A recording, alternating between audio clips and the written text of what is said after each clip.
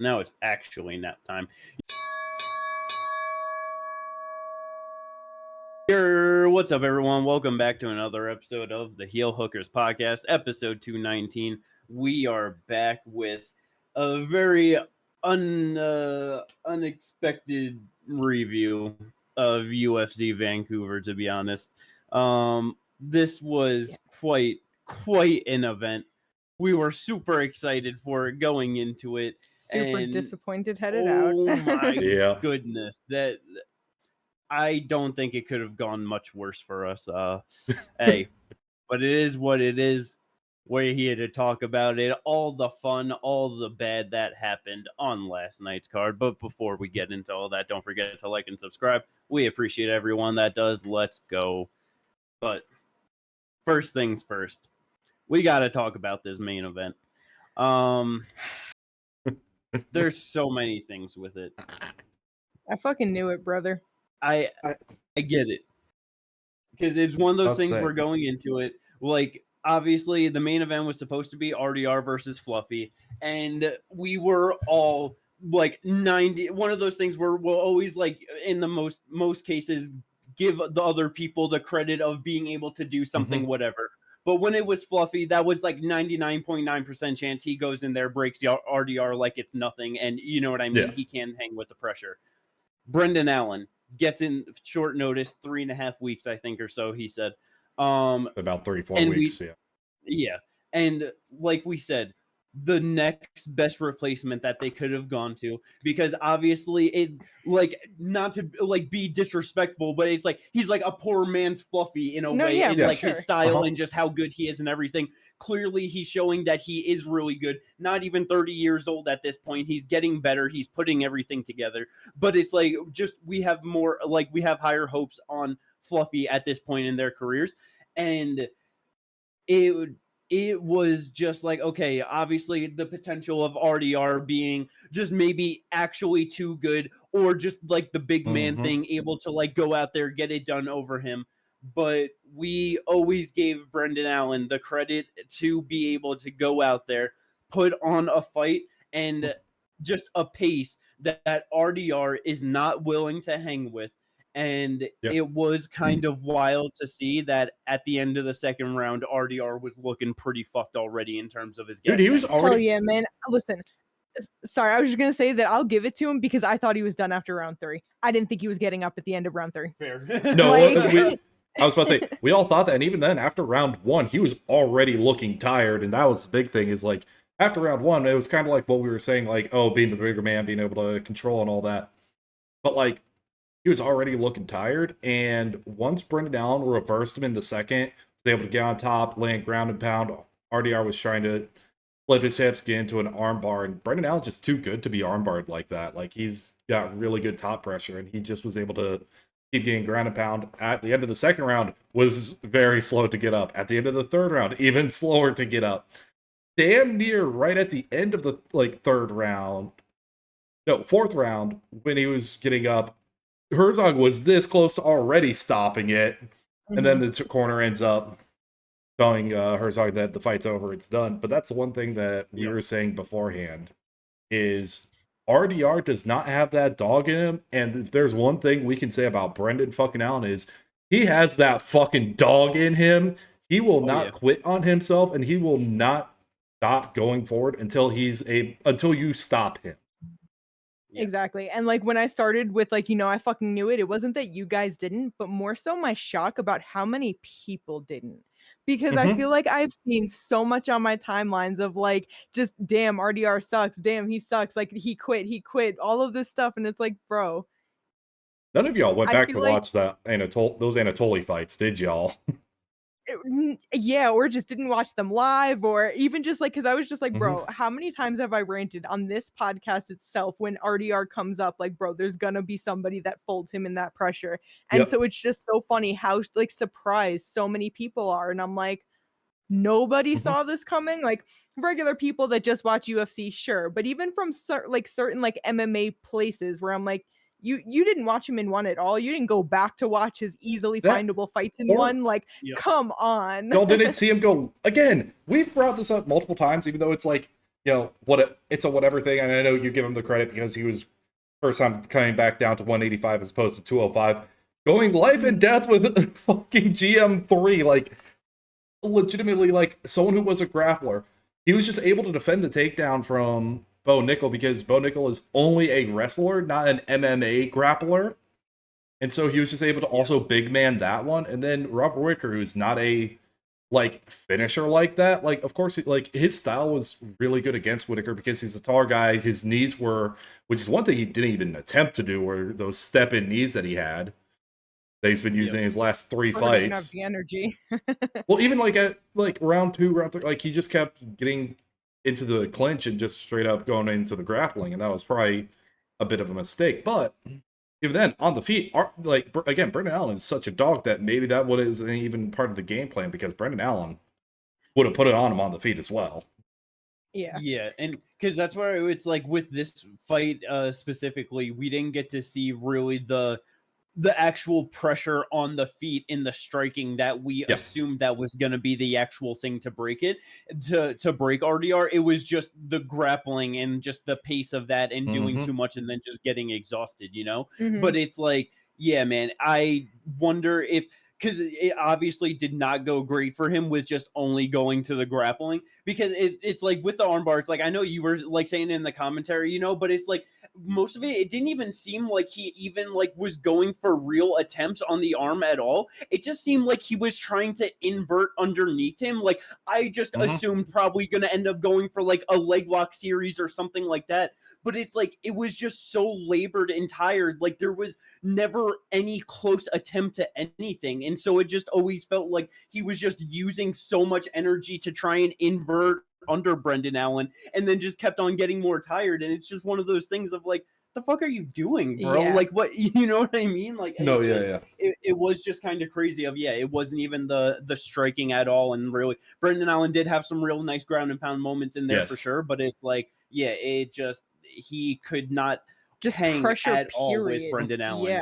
It's the top pressure, which is also something you saw like with the Anatoly fights, like Anatoly being on top, ground and pound, and just things like that. It's just like RdR is a good grappler if he's the one in control. The second he is not the one in control, it's over. Like I don't know what it is about it, but you put him in there with someone who's got good top pressure, it's like watching this fight, like especially rounds 2, 3, and 4, it's just like, holy fuck, the things fucking Hamzat would do to this man, the things that Fluffy would do to this man is just Fluffy crazy. would have ran over him.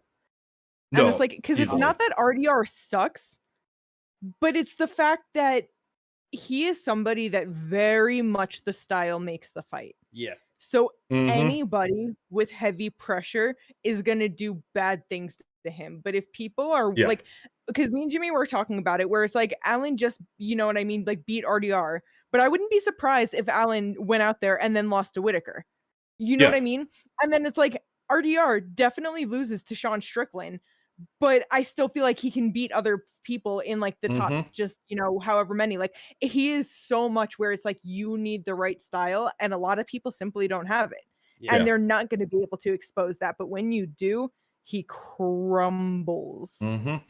Crumbles. Not gonna lie, like with RdR versus Hamzat, I would just be very interested because of just like it. One, it's like with like, because obviously RdR doesn't have like a gas tank like that, but it's like Hamzat doesn't have a great gas tank either, and it's like he's not going to be able to just fucking sit in like one position on RdR the entire time like he did to DDP. Like RdR just knows the better things to do. So I just wonder like how the actual balance of like cardio and pressure of like Hamzat RdR would play out across like a second and third round. And if like RdR might have his moments, because it's like even with him getting exhausted, I think it was like the end of the third round, he fucking real quick locked on that in the fucking inverted triangle on Brendan Allen, and that shit got real fucking tight. You saw it on Brendan Allen when he got out of that. That was like a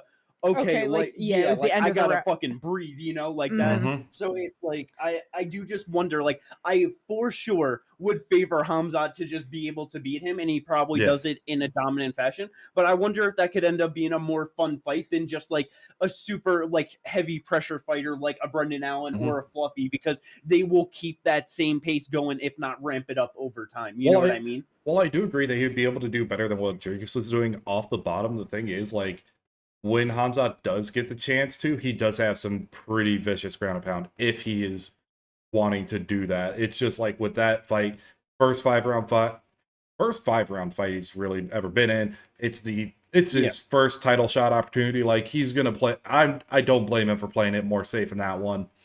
Do what you got to do, but I feel like now he would just be like, I'm gonna fucking smash.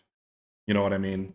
I think it would be like that's different than what he did against Dricus. And Dricus was also doing those really awkward things where he's really just digging his head into like Hamzat's hip so he can't get ground and pound off in the crucifix, things like that.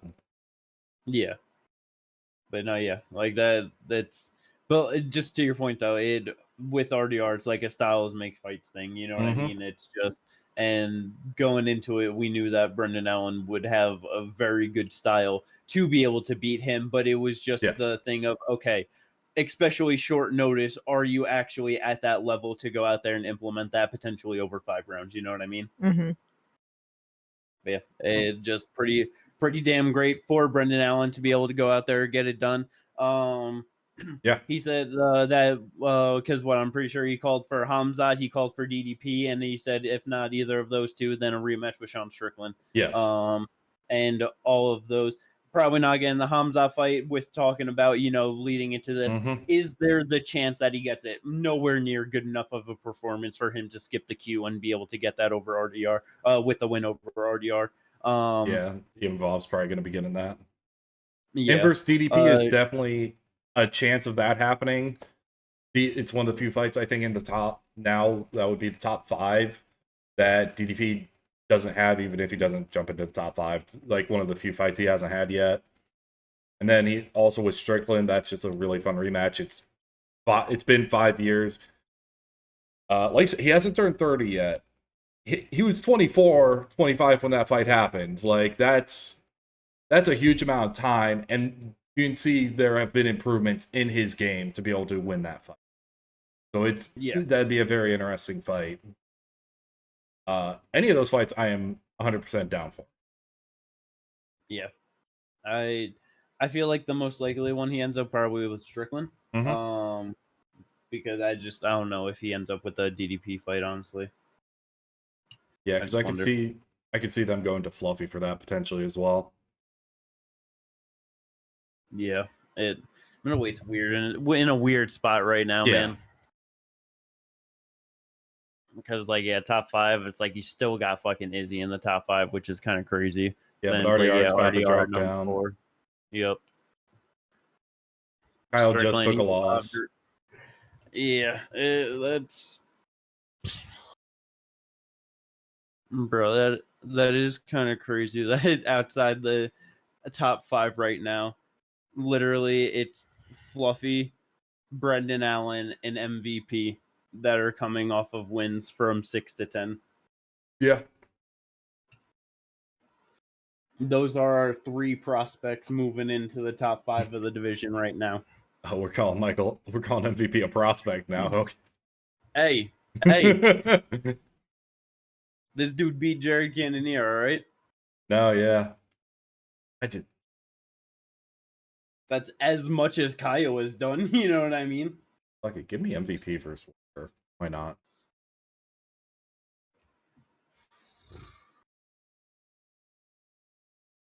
Or you can give him RdR.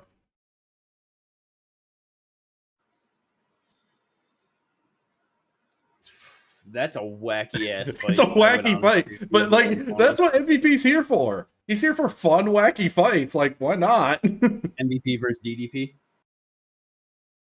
Let's just keep MVP away from the top 5. There's just no reason for it. Well, RdR is going to be outside of the top 5. If he like legit beat someone top 5, you wouldn't be interested in him versus Hamzat? Oh God, no. Not even a little bit, bruh. But Ian Gary was able to How take him bad down. was the Huh? Ian Gary was able to take him down. Like, let's. Mm-hmm. I don't know, man. I just think like him versus RdR is just wacky enough to be able to do something with that fight. Bro, MVP got a legit top 5 win. I'd be so down to see him fight Hamzat. Because that's just like that is somewhere where it's like talk about like a fucking like obviously in like kind of different way, but it's like Masvidal fucking Ben Askren shit. It's like he knows he's coming in for that fucking takedown. That is true. Out of anyone in the division that's literally instantly ready to leap right into Hamzat's face, which he's done to people before, and shattered Cyborg Santos' skull. It's like, yeah, Ian took him down. That's a way different fight and a way different fighter than fucking Hamzat. He knows that shit's coming. Like, that's true. It was unexpected for Ian Gary to do it. I'll give you that one. And then it's like, bro, if he survives that first round, now that second round on the feet is a little bit more interesting. Yeah, he's got great range, man. Actually, you're talking me into it, and I hate it that you're talking me into it. Bro, it's better than you think. Because that's like a lot of like with a lot of things too, of just being able to fucking like Whitaker of just like, oh, how could you fucking like possibly defend that takedown? MVP's probably the fastest motherfucker in that division, especially with footwork. He'll see that shit coming. Like it's I think that could end up being more fun than like just initial thoughts giving it credit for, but yeah. But either way, middleweight's in an alright spot, you know? We just need Fluffy to stay healthy so he can stay in the mix. Yep. We got Brendan Allen up there now. We gotta see what opportunities Nasruddin is able to get from the UFC. Joe Pyfer's in the top 15. Means nothing. Again, give me Joe Pyfer's Paulo Costa. Yeah, I'd be so down for that. Paulo would absolutely smash him, and then you do a rematch with him and Izzy. But yeah, that would be a good one. But yeah, middleweight is looking decent. That's where it's just hard because like we got like a lot of good fighters and everything right now, but it's like it's just in a weird spot in terms of matchmaking and who's going where. Because a decent amount of people have fought each other as well. That's the other part of it. And some of them have fought like very recently against each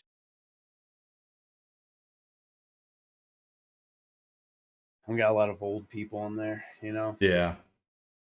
They're working their way out, and we don't, and it's not like it's like we don't have fucking a whole bunch of people just kind of ready to come in and take all the spots like we did at 170, you know what I mean? No, yeah, we got Bruno Feta coming in trying to take a spot from Marvin Vettori. But like, bro, yeah, that was a fucking what a wacky one that was to see. Is he gonna be the one with the power to crack Vettori's chin?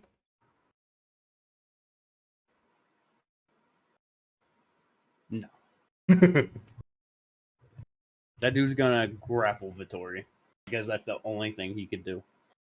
But yeah, we'll see what happens at 185 though. Yeah. Moving on to the rest of this card. That's where everything turns to fucking dog shit, honestly. Yeah. I don't know what happened this last month in all these refereeing and fucking crazy just the reffing in all these fight cards that are happening in just like whatever fucking countries have just been terrible.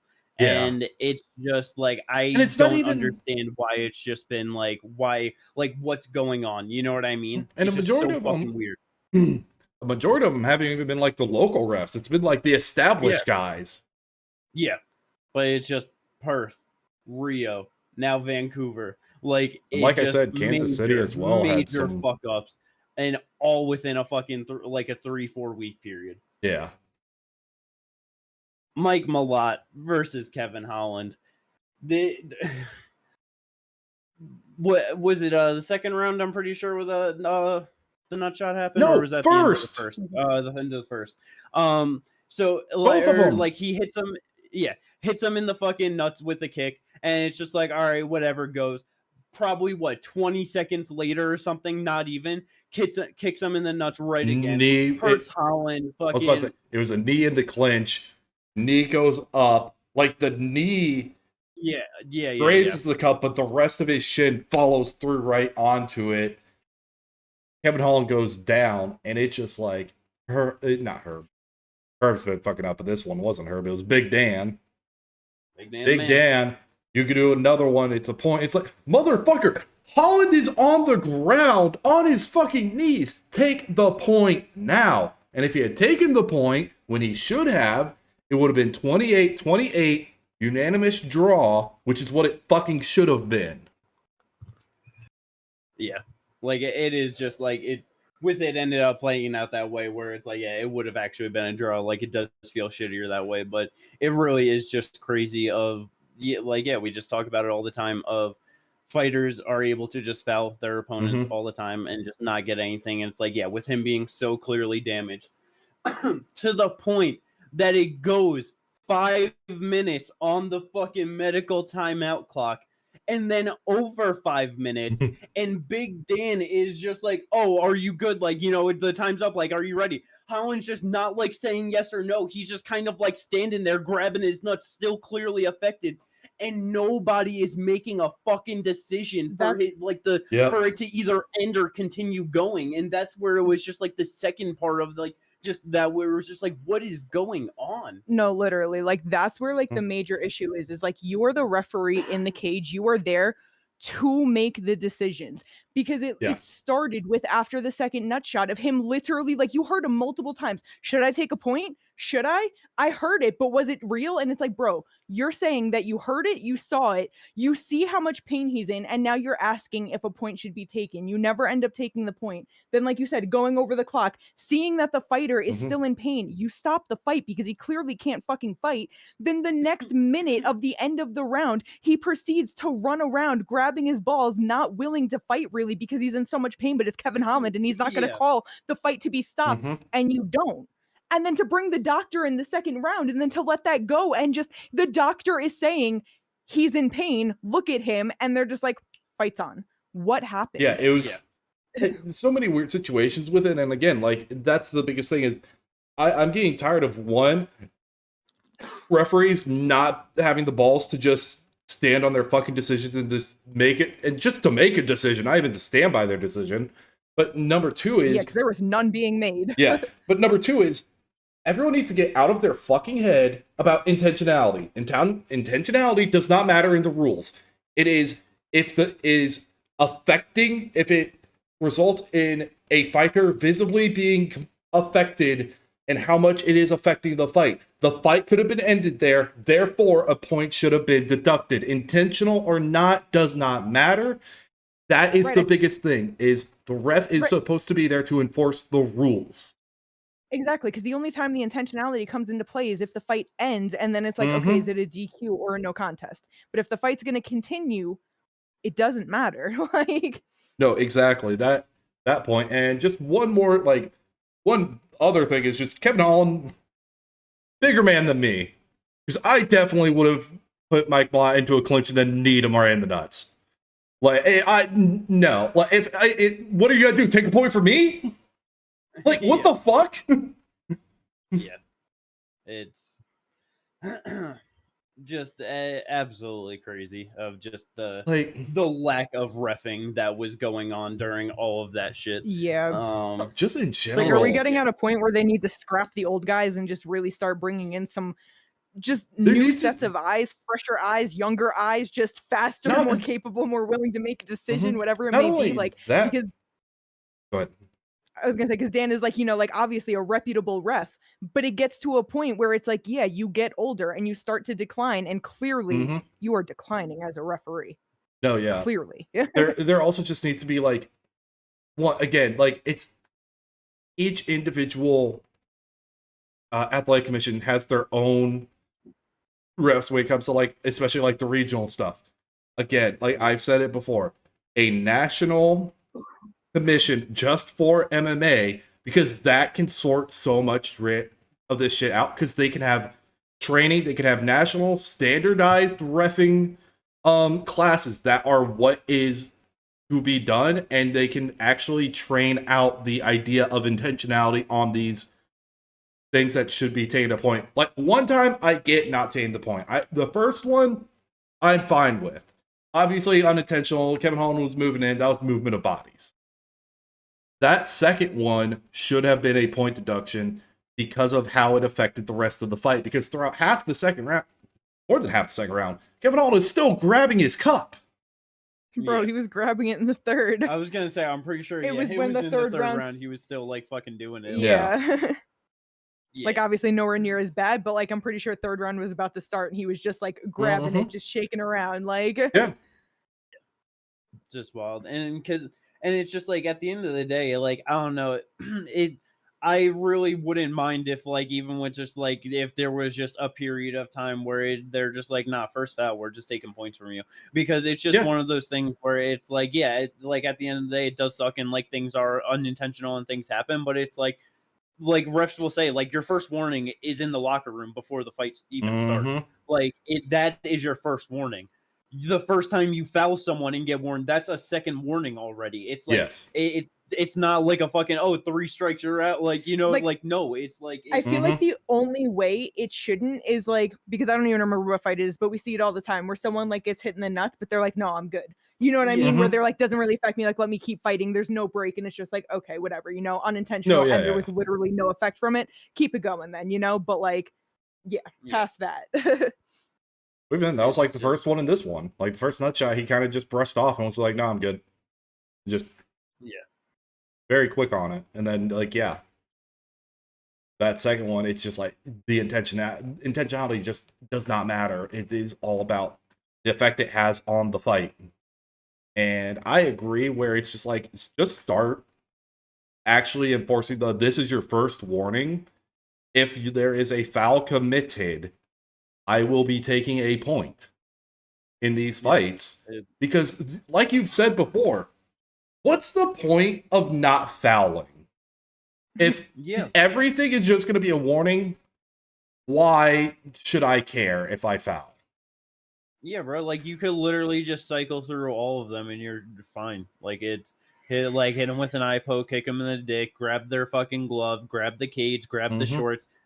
Okay, that's 5 right there. You could easily go through all of those in 2 rounds. No points going to be taken. Yep.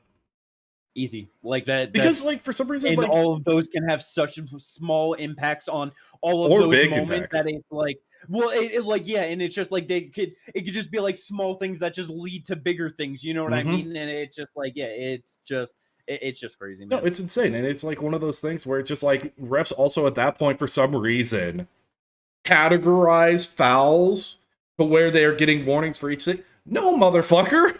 That's not how that works. What are you doing? A foul is a foul is a foul. That's it. So just kind of crazy with that one. But fucking Mike Malott ends up getting the unanimous decision over Kevin Holland. Even then, like, the next 2 rounds weren't that impressive from Mike Malott. Like, Kevin Holland was still in there. Honestly, if it wasn't Canada, I feel like Kevin would have gotten the decision, because like Mike Malott only outstruck him by like 3 strikes. But Malott was the one walking away with a busted nose and looking bloodied up, and actually like a couple of the leg kicks had him like clearly like, ooh, that I didn't like that. You know what I mean? As to Holland, he's just flaily, bro. He is flaily in all of his fights, and now it's exaggerated because he just got kneed in the nuts and he's in a lot of pain. But like, he had the better striking in round 2. He just kind of looked a little crazy, just kind of jumping around and grabbing his nuts, and you know what I mean? But like, anywhere else, I think he could have won that decision. I wouldn't be surprised. I wouldn't be shocked. And now he's going to be... Because round 3 was his. Now he's potentially going to be ranked. All right, cool. Here's D-Rod. Here's Jeff Neal. You know what I mean? Like, here, let's give you some guys who are just going to knock you on your ass. It's It's one of those things where, yeah, or with how he already lost to Neil Magny, it's like, don't see him. Like, he has not made any meaningful improvements to his game that it's like shows any hope for him in the future of the top 15. But, hey, well, good for him to be able to get it done and see what he's able to do, you know? Yep. Let's go. Featured bout. Let's skip it. Let's skip the next one. Skip them all, man. I'm done with this. Oh yeah. Next 3 are for him. I'm so done, man. I'm so done. No, It's yeah. so bad for him. I'm so over it. Nah, this one, honestly, this is the one that broke my heart more than anything, because I don't think I said it to you, Ginger, but I did say it to Jimmy before the fights that Jasmine might have been the one on my draft, but for my heart and soul, I needed a Cheeto Vera win. Yeah. That was the one that I was like, this is where my happiness lies, is in this featured bout. And the first round, it was I honestly, I didn't feel bad about the first round because it was like normal Cheeto where he did less than Zahabi, but he did more than he normally does. So I was like, okay, maybe this is going to be okay. Round 2, he's going to do what he has to do. And then round 2 comes around. He goes out there, he fucking drops him. Yep. And then nothing. Yep. He had a great round. And then after dropping him, he proceeded to let him roll back to get feet away, like, a couple feet away from him, stand up, stalked him down like he was prey, where it was like, okay, Cheeto's ready. He's going to go for the kill. And then just didn't. Yep. And it was like, oh my God, Cheeto, what the fuck? And then round 3, Zahabi, having it in him, like, no, I obviously have to win this round. And Cheeto just still not doing enough, bro. Like,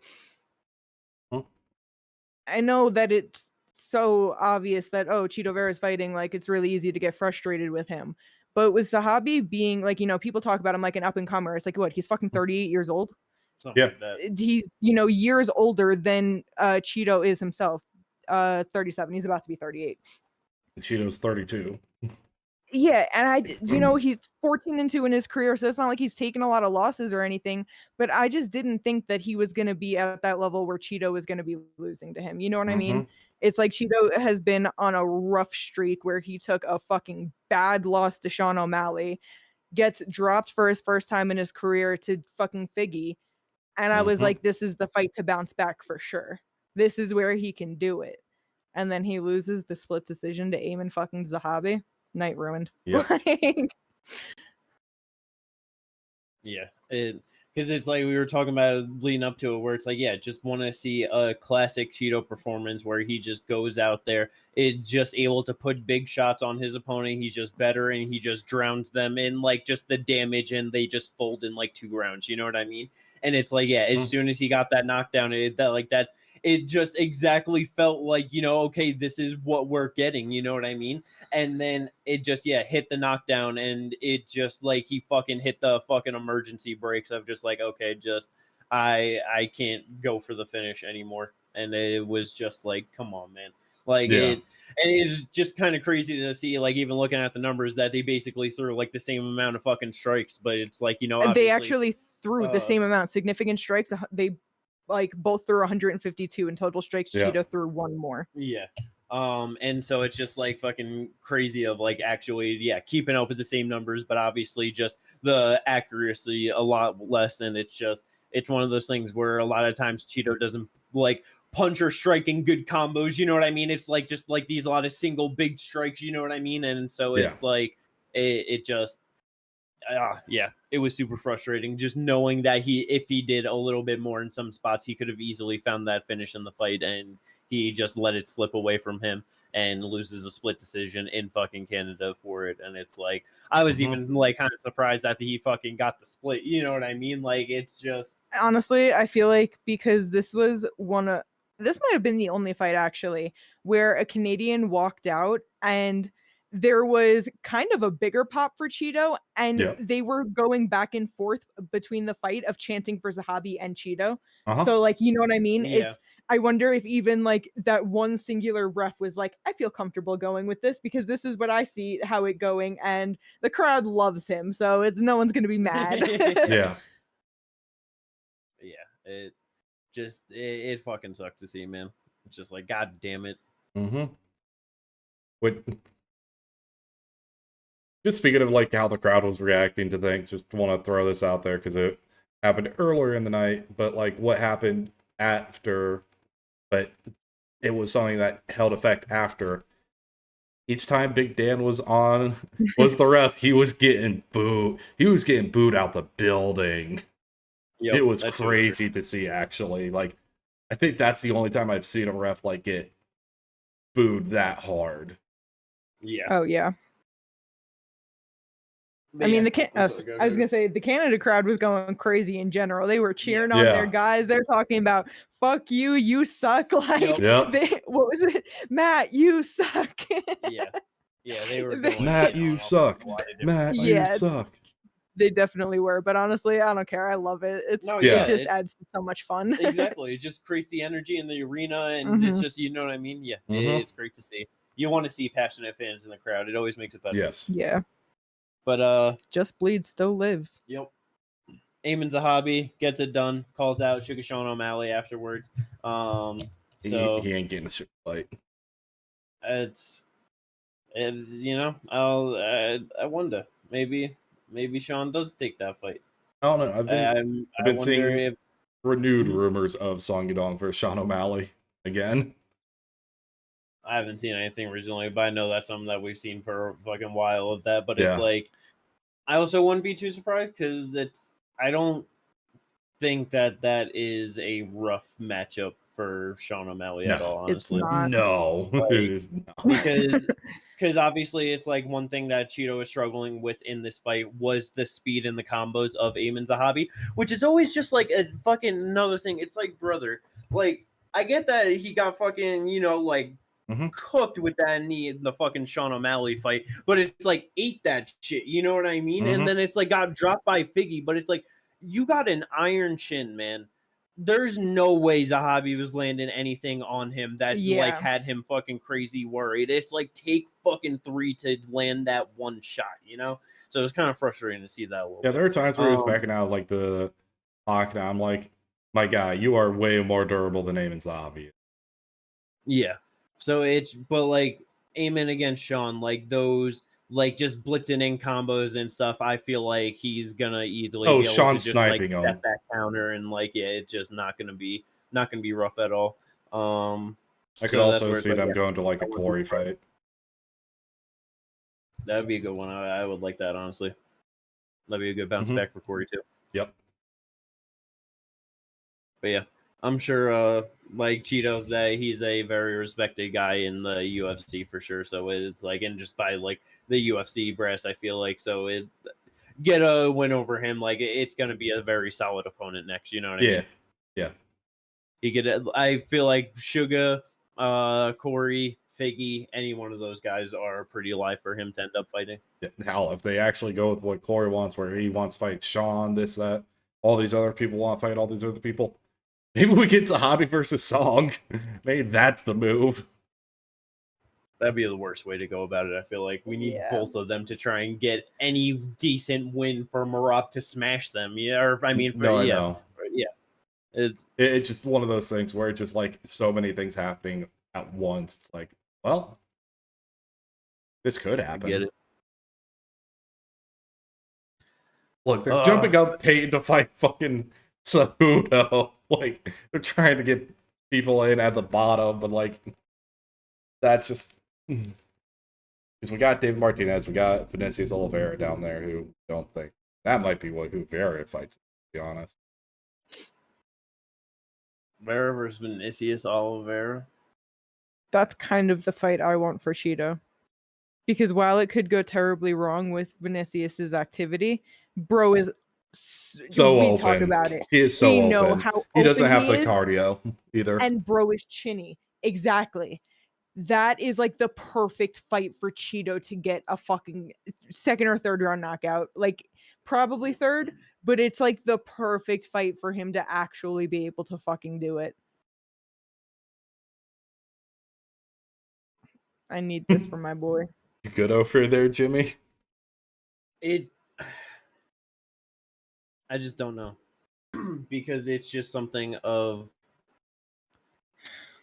I wonder if it's just also even one of those things where it's like, Cheeto's been around for a minute. Yes. You know what I mean? He's been around for a while. Hasn't changed his style like at all. He's been the same kind of guy. You know what I mean? Forever. Yeah. Got a pretty basic style and everything too.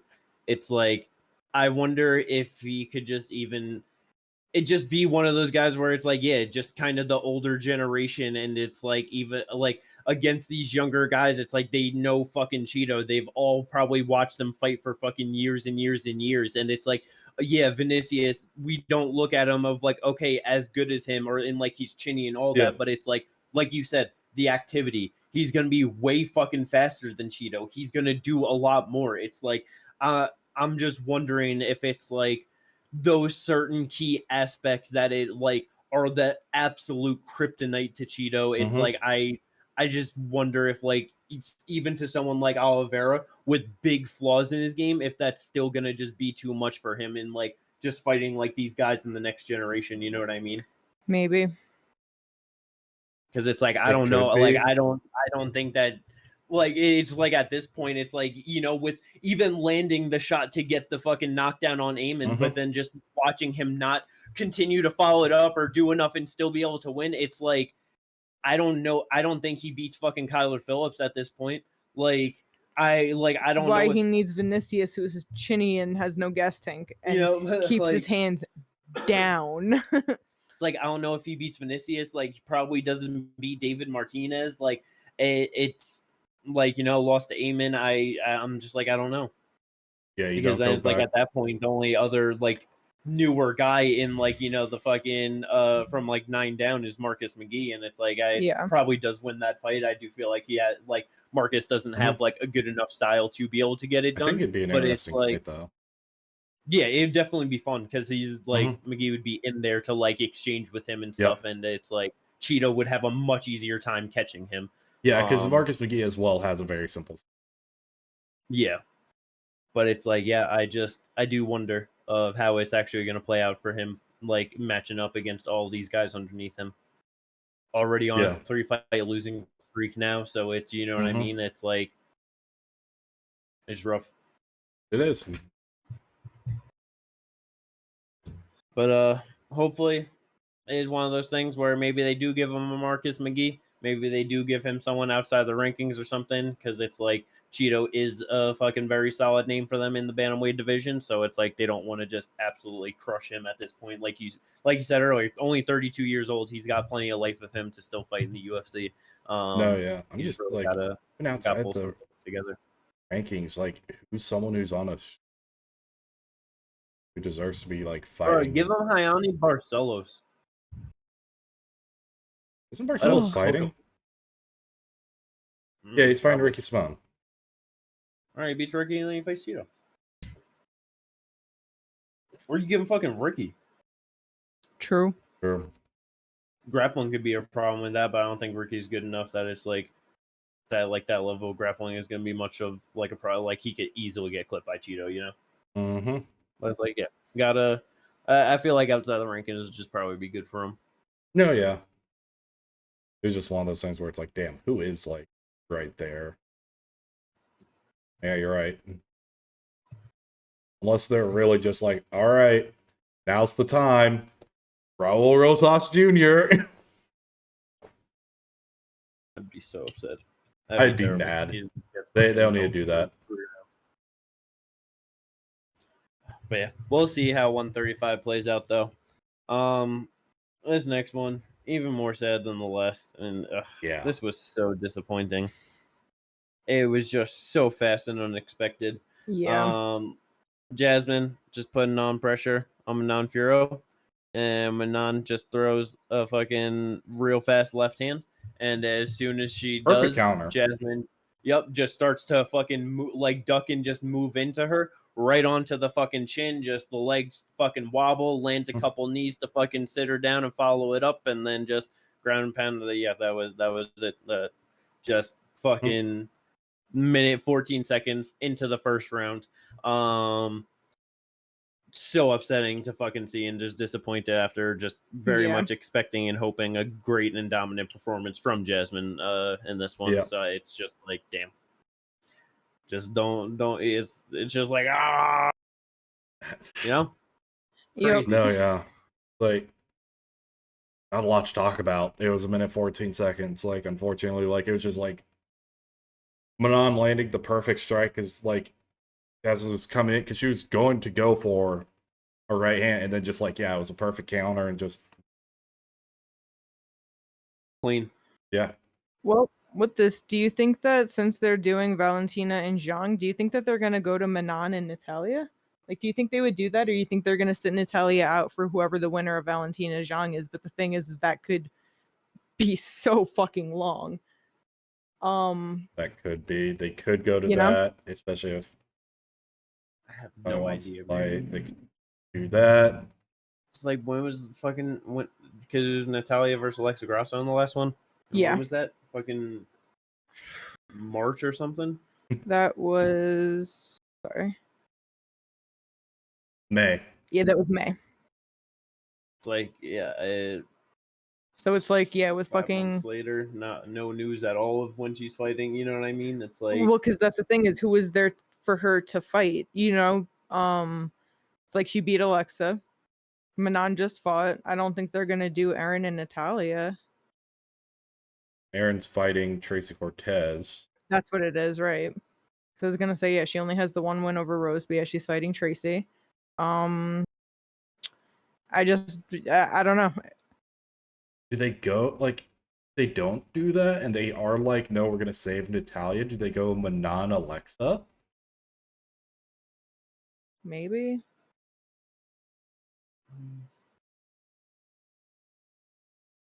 I just don't know if Natalia is gonna want to stay out for that long. I don't think she does, but it's also one of those things with the UFC where it's just like, well, sucks to suck, you know?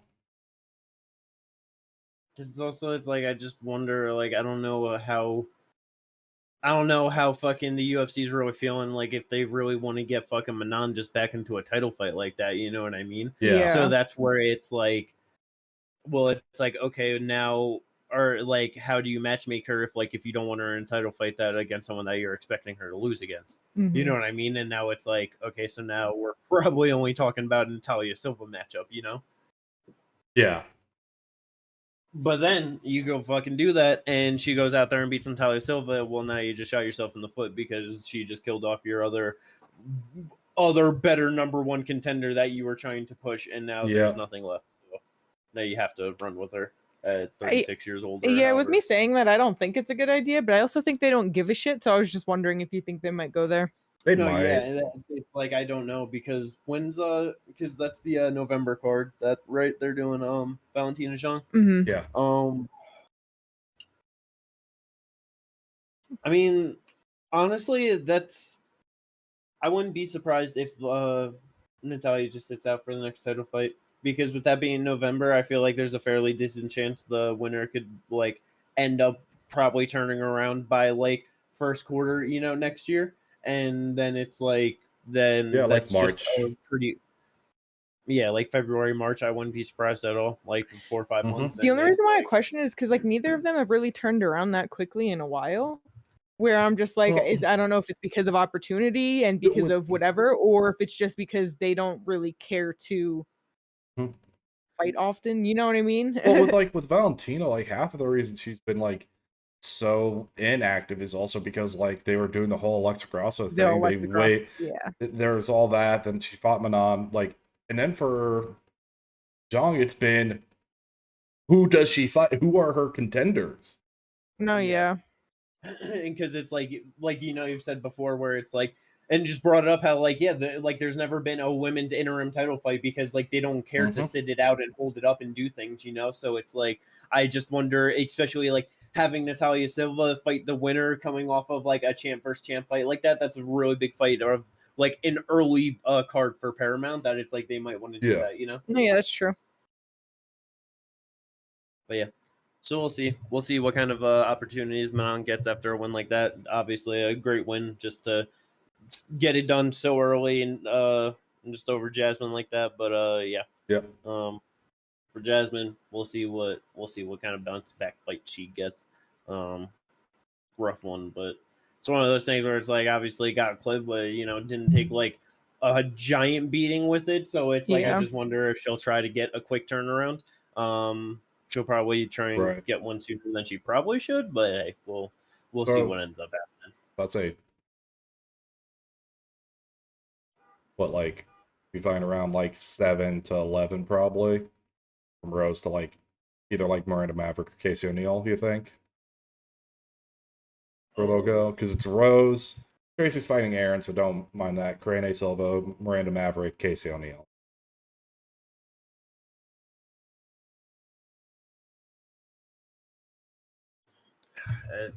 So I was gonna say, like, I know she has a win over Miranda. That was 2 years ago, but no, yeah, but it's just like I'm just saying in that range. I'm not saying any one of these fighters in particular. Honestly, I thought she had fought more of those people.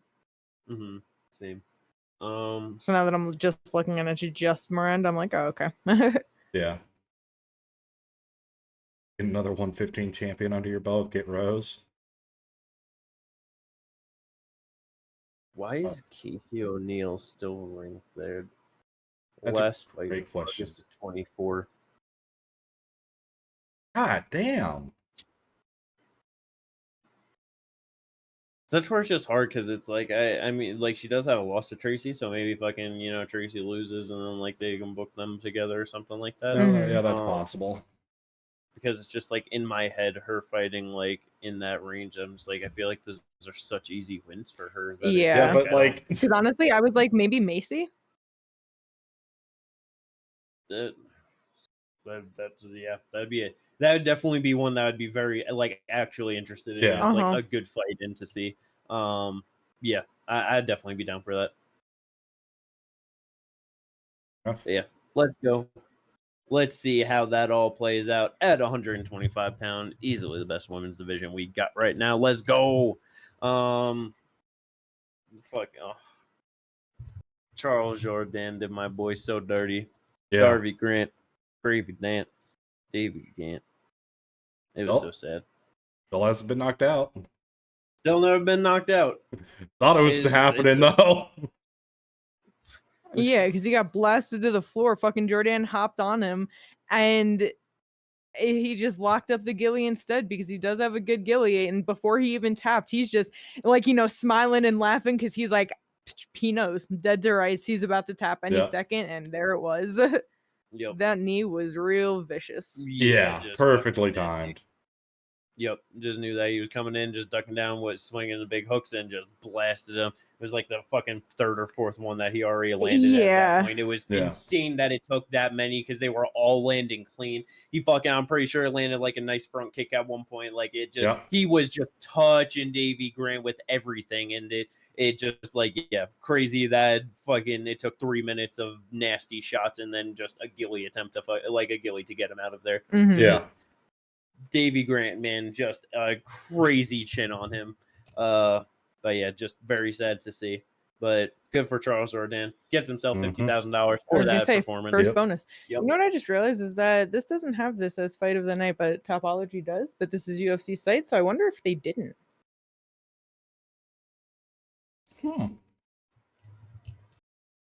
Weird. Yeah. Anyway, not important. Sorry. Either way, you're good. But yeah, Charles Jourdain, good for him. That was nasty. Honestly, it might fucking I don't know who he might get next, but that is 2 in a row, 2 ghillies in a row. His 2 losses to Jean Silva and Sean Woodson before that, both up a weight class, obviously. 2 performance bonuses in the new weight class because Victor Henry, that was at bantamweight. I wouldn't be surprised if he gets someone like close to top 15. You know what I mean? Yeah, I forgot that he moved weight classes, but I don't know. I know that he's young, only being 29 years old, Yeah. which is just kind of crazy having like 16 fights in the UFC, you know? But I feel like he's one of those guys that it's just hard to matchmake. I feel like they just throw him places for fun fights, you know? And like maybe being in a new weight class, they'll actually want to like push him towards somewhere. But I almost feel like he's just fallen into that type of fighter where they're just like, hey, you want to have a fight? And it doesn't matter where it is, who it is. It's just, you want to fight this guy. It's going to be fun. Like, yeah, that's definitely fair. You know? But if he puts on a streak at this weight class, then maybe after like, 3-4 wins, then I wonder if they're like, hey, he's doing something here and he's, a good age. Let's get him into the rankings. Yeah. Fuck it. The dude has to defend his spot anyway because he's on a 2-fight losing streak. Tell me Charles Air Jordan versus Kyler the Matrix Phillips is not a fun fight. It would be a fun fight. Yeah, that could definitely be good. Like, I just Jordan gets his third Gilly. So funny. His last 3 wins in a row are Gillies. I mean, he'd be the first one to finish Kyler. 4 of his last 5 wins are Gillies. Yeah, the only one he didn't Gilly was Chrome Gracie. Yeah. Oh, the jiu-jitsu specialist? Yep. Yeah, that is really funny. Mm-hmm. But yeah, 2-fight win streak, the best that he's done in the UFC. He's gotten 3 2-fight win streaks so far. But this is the first 2-fight win streak that he has with both finishes. So that level up is there. 29 years old, starting to hit that prime. And it's definitely showing like that he's really like just starting to lock in and put things together. Like he definitely seems dialed in when he's there. Mm-hmm. Yeah.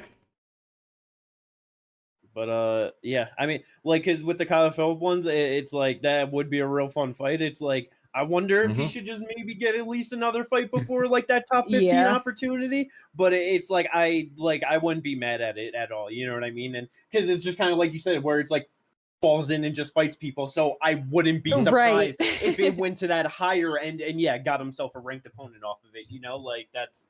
Hey, someone who's outside the top 15. You can fight Myron Santos or some shit too. You know what I mean? So yeah, that's right. About to say someone outside the top 15. Someone y'all like as a fighter, Bryce Mitchell. I don't want to see that, honestly. I do. I don't. Why are you scared Bryce gonna get fucked up? I just feel like for society, we shouldn't just purposefully give Bryce Mitchell more brain damage in like terrible ways. You know what I mean? No, like, bro. Bryce is gonna try to take him down. And he's gonna get his fucking another Gilly. Let it keep happening. Flying knee first, like that is. There was fucking 5 of them before he went for the Gillies. Like that. He ain't taking a fucking flying knee like Davey Grant did, bro. That's putting him down, one shot kill. This is true. That's gonna be brutal. Yeah. I don't think we need that. Probably, right? But also, I don't know why on UFC stats it doesn't have Dober and Propelek as fight of the night. It's reported by MMA Junkie as well that it's fight of the night.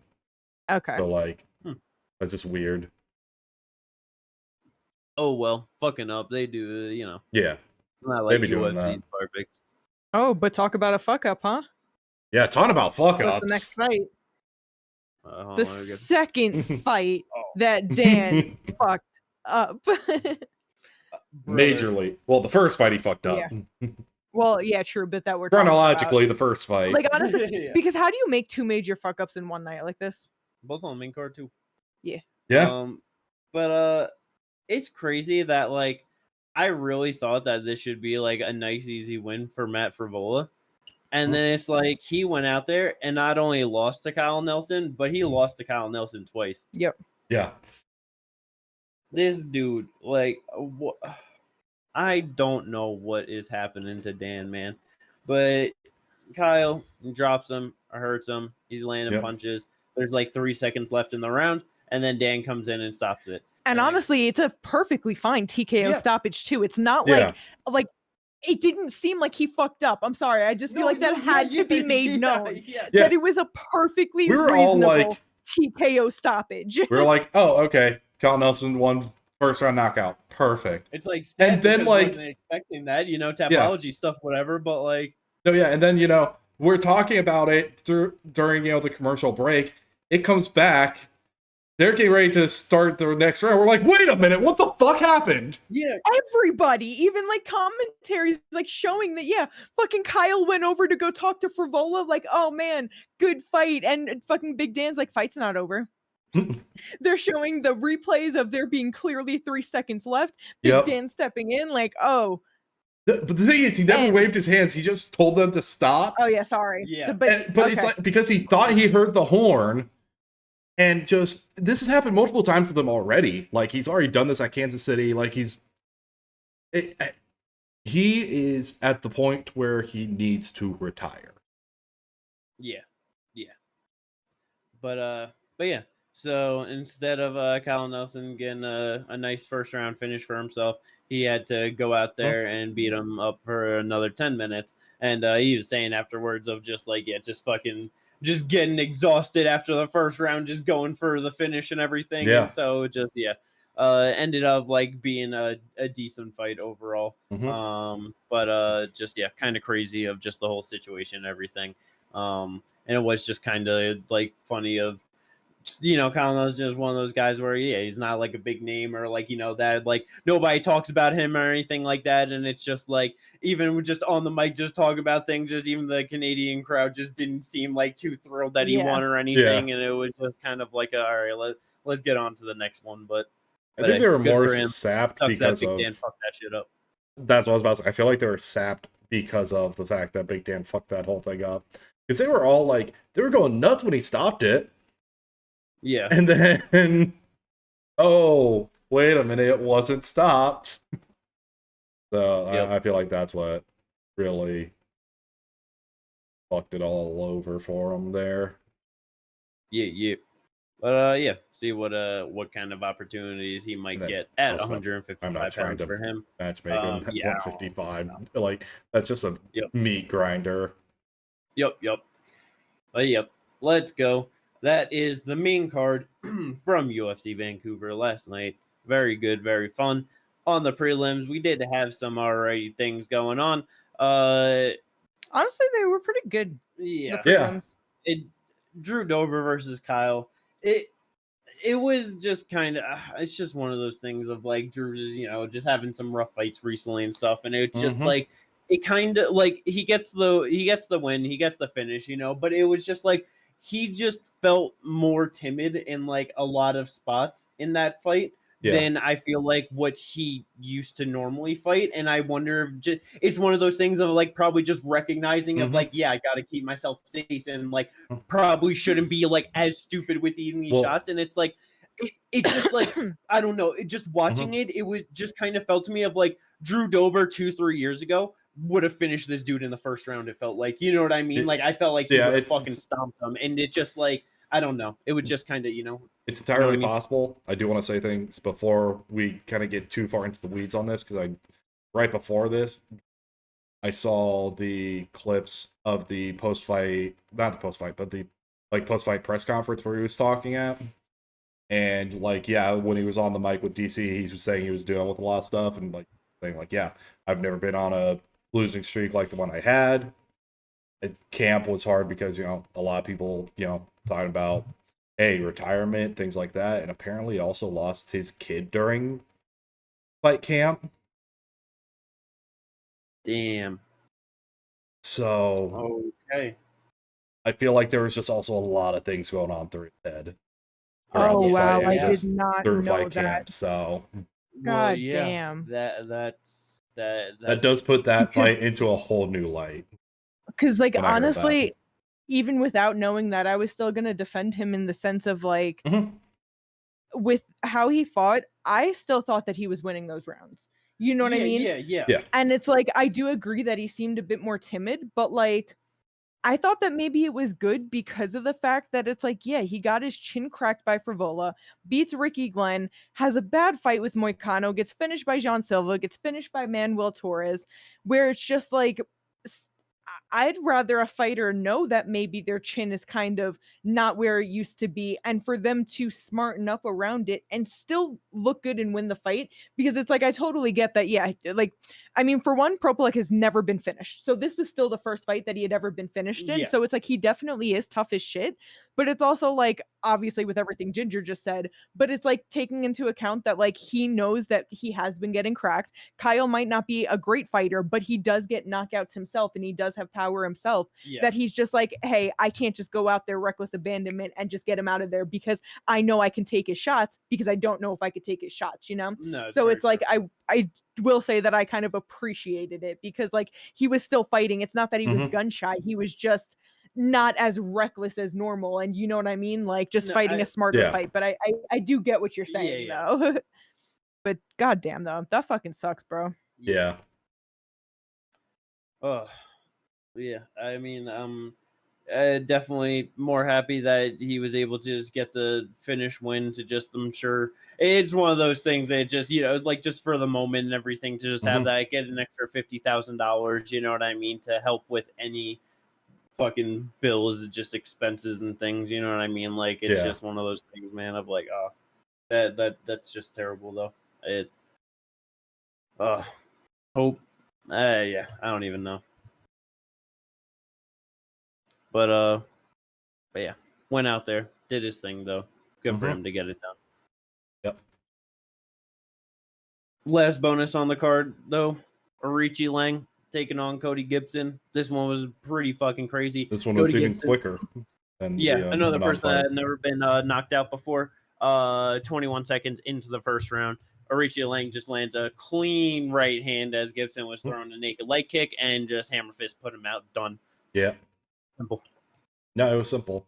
I now need Cody Gibson to get 1 draw and 2 no contests in his next 3 fights, so his record could be 2-1, 1-2, 1-2.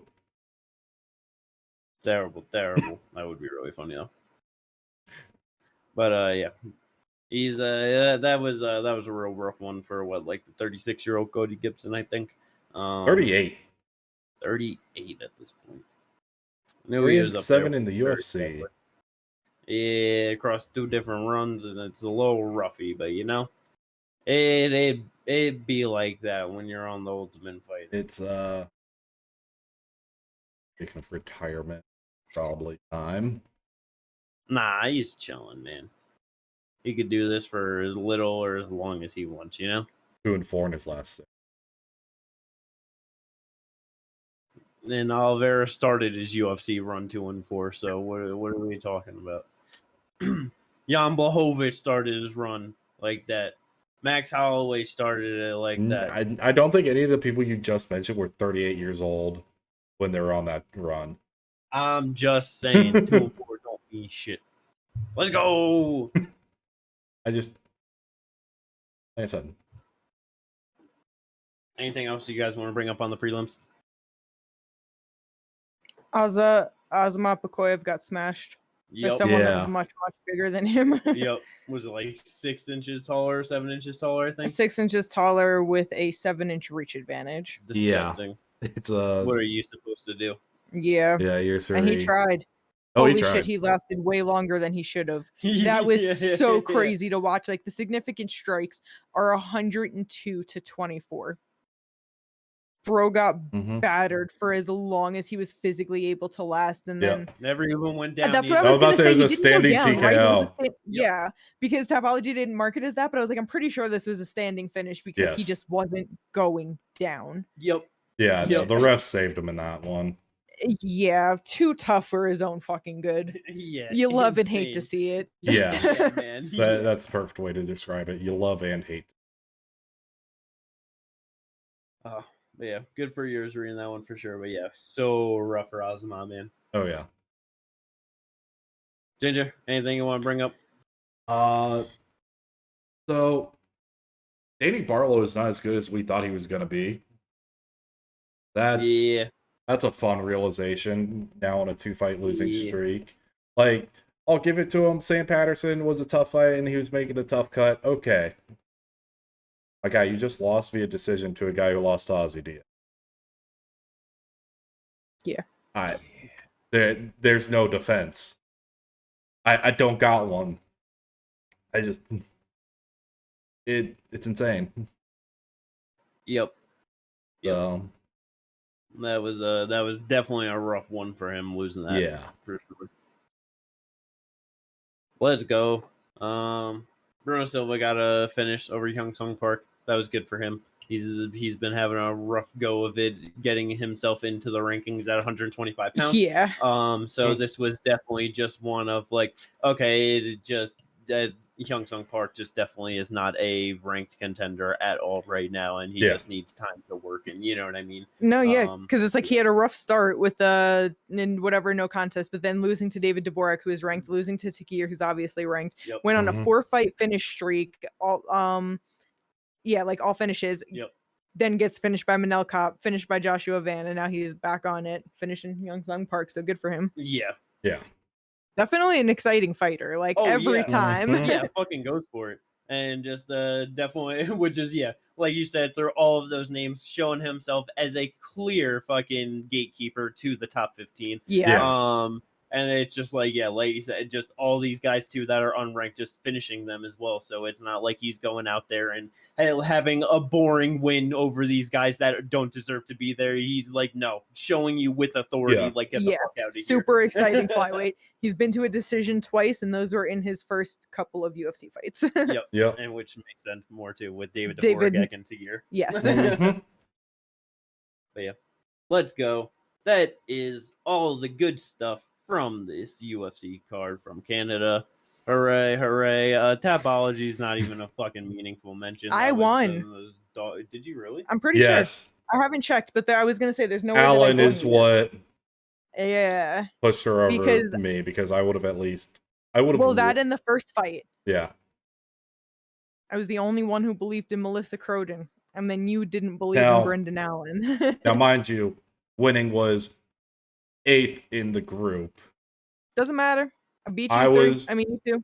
What, you said number one in the group was like 400 points? 450. She had 295. I had 215. You had 180. What a horrendous night. That's awesome. This is but either way, I won. So this is some of the worst performances we've had in a while. It was just terrible display of athleticism from us. Is this not my worst? I don't know. I feel like I would have to look. Has to be. Yeah. We already talked about how Jimmy's worst card was Dariush and Soryukin. Yeah, he got 100. He got one fight right, but he got it perfect.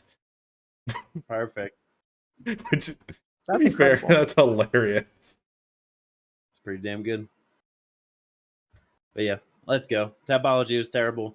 And then the only draft fighter was for Kate with Jasmine, so that was sad. But it was kind of crazy to see that now puts you at 20-9. I'm at 20-10. How we've grown so close to our draft records, you know? All I gotta do is stomp Ginger out in a couple 1v1s, and I might actually win the draft this year. Listen, I do hope that you stomp him out so he could take a couple more losses, but I have a lot of fights lined up, and I really need them to go my way because they're looking scary. They gotta go bad. There's too much opportunity for it to go bad, so don't wish it upon me. What did I say this? Just be nice. How many points did I say you had? Be nice. 3 years in a row. How many points did I say you had? 295? Yeah. Something like that. Okay, your worst card was Vera versus Sandhagen. One of the first ones you ever did, right? Okay. You had 265. When I first started. That's crazy. But to be fair, that fight card only had 10 fights on it. Nice. Yeah. Let's go. That is all the stuff, though, for this episode of the podcast. I hope everyone enjoyed it. If you did, don't forget to like and subscribe.